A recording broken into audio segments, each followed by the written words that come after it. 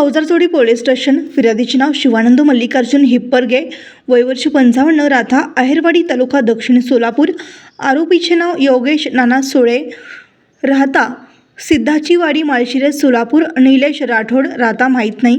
फसवणूक रक्कम 7 लाख रुपये. यात हकीकत अशी की वरील वेळी व ठिकाणी यातील नमूद आरोपित मजकूर यांनी फिर्यादीचा मुलगा मल्लिकार्जुन यास भारत सरकारच्या इन्कम टॅक्स विभागात क्लार्कची नोकरी लावून देतो असे सांगून क्लार्कचे खोटे बनावट सही शिक्क्याचे कागदपत्र देऊन फिर्यादीचा विश्वास संपादन करून फिर्यादीकडून 7 लाख रुपये रोख घेऊन फसवणूक केली व तसेच पैसे परत मागितले असता जीवे ठार मारण्याची धमकी दिली आहे, म्हणून तपास सहाय्यक पोलीस निरीक्षक पाटील हे करीत आहेत.